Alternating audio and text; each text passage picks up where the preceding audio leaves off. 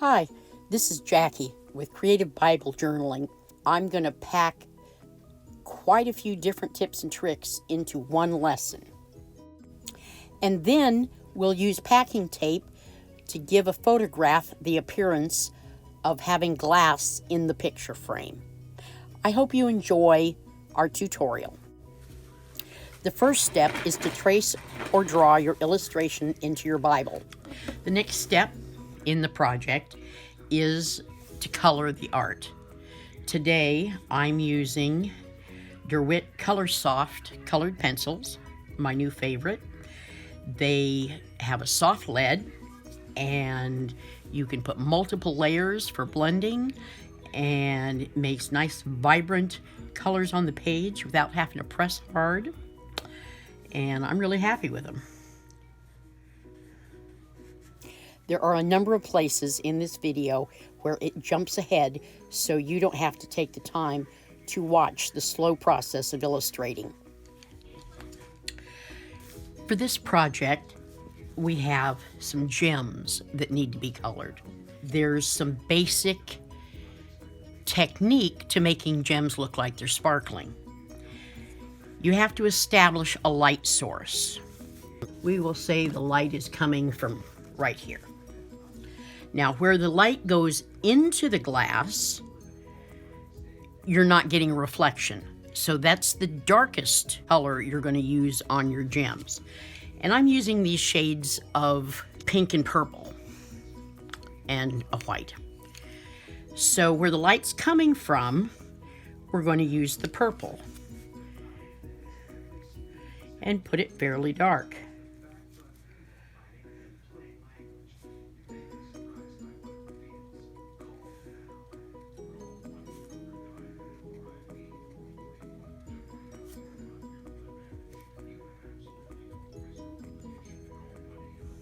And where the light comes out is the lightest.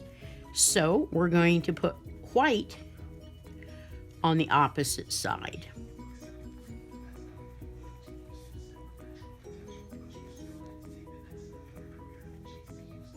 And then you kind of bounce around.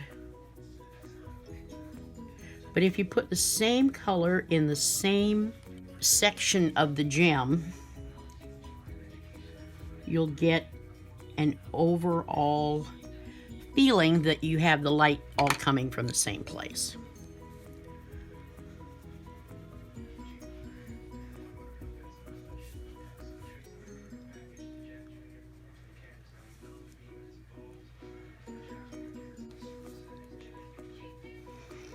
And we'll use a middle pinky color for the center.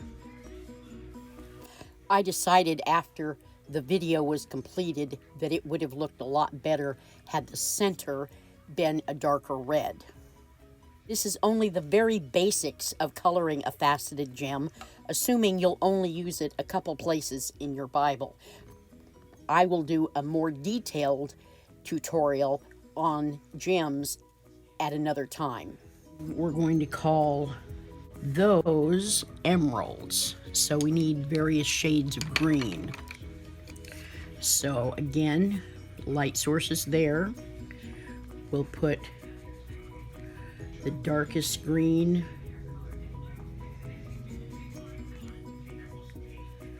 towards the light.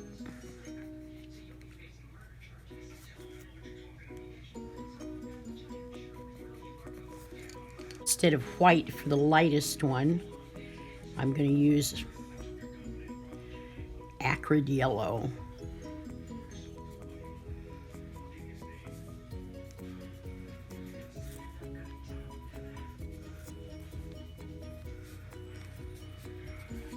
And then some middle shades of green.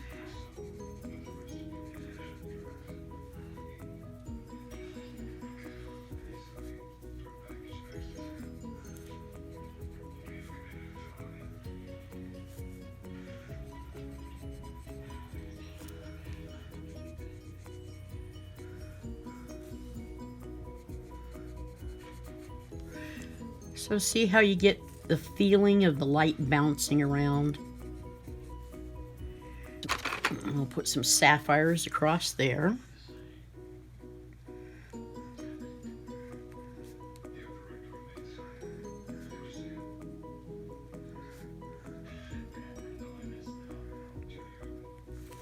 Now, these are faceted, but these would be just stones. So I'm doing a little circle and getting bigger and bigger and bigger. See how there's a little circle and go out.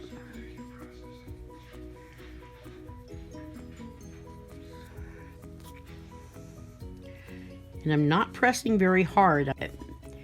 These color soft are excellent, but we're going to go back and start making it, pressing a little harder to the outside.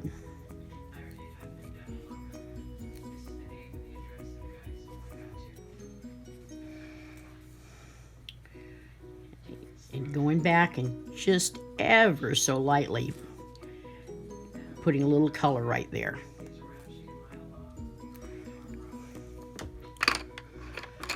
And again, we're going to make this be a red stone.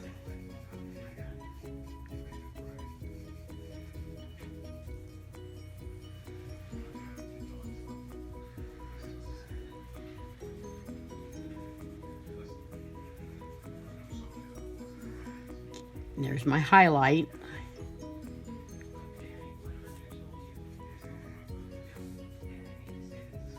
It's kind of small, so you can't do a lot of blending, but you get the point. You have your highlight and then it goes to the shadow.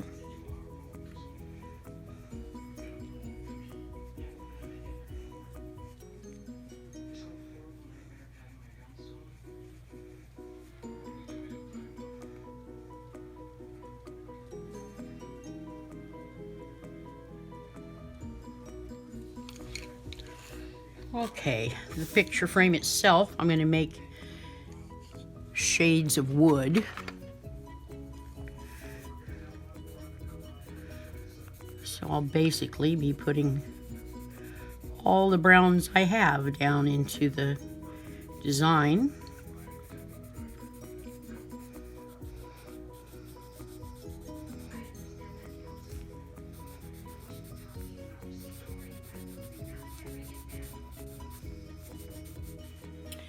Okay, so as you can see, I got the page colored nicely, and I need to comment that with the DeWitt Color Soft, I've put down multiple layers for blending, and the other side of the page, you can't hardly tell at all that you pressed on it. Unlike other colored pencils, I don't have an impression mark at all on the next page. I'm impressed. So, I have it colored, and now we're going to put the picture in, and I have a couple tips. The verse we're using is "Gray hair is a crown of glory," and there's a second verse that says "Children are the crown of the ages." So, I have a picture. I measured out the hole at 2.5 inches. So I took a picture of my sister and I, and mother and grandmother, and printed it out at 2.5 inches. This isn't a perfect rectangle, so I'm going to lay my paper over it and trace it as close as I can.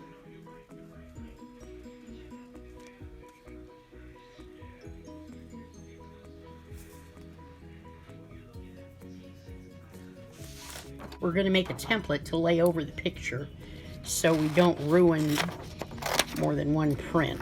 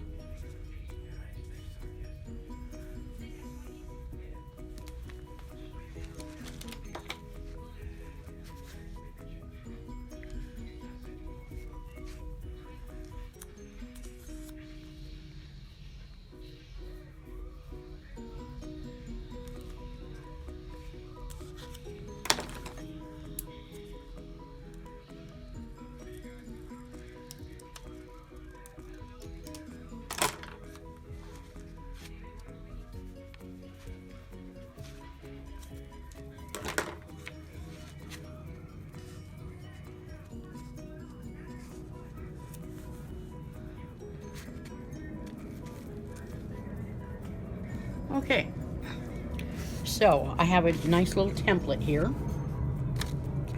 I have some packing tape, and I'm going to put it over the picture to make it look like there's glass on the frame. Then I'm going to take my little template and put over the picture. I apologize for not being better in the frame.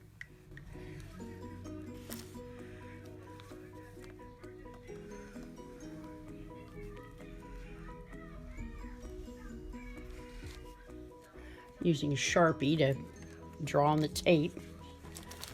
We'll cut it out.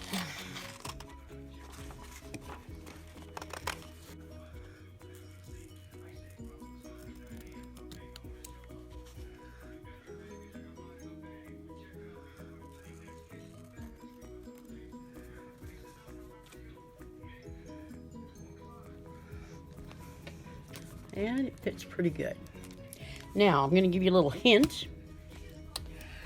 Even though I'm sure that this fits 99% perfect, I'm going to go in and fill in about, I don't know, 1 pencil width with dark brown or black all the way around. So when I tape it or glue it in place, if there's any area that's not perfect, it's not going to show.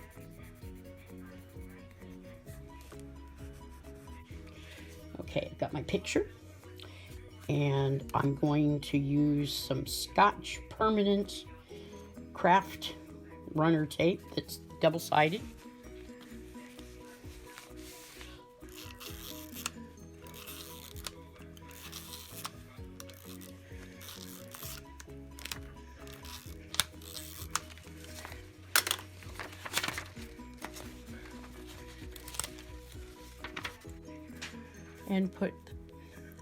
And put the picture in place. And since I put the dark brown pencil around it, I don't have any white showing at all.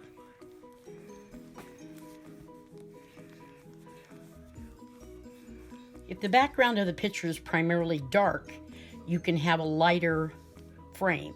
But since this frame was light, I had to go in and put extra shadows there. And I think I may make it even darker. Okay, so there's no reason why you couldn't call this finished, just like it is. And I probably should have, because I was a lot happier with it at this stage than after I finished foiling and fiddling around with it. I also decided that the centers of the gems should have been a lot darker red. The illustration used in this tutorial can be found at our resource website, creativebiblejournaling.com. If you enjoyed this tutorial, please subscribe to our channel and join us on the website or the Facebook group. Hope you have a blessed day.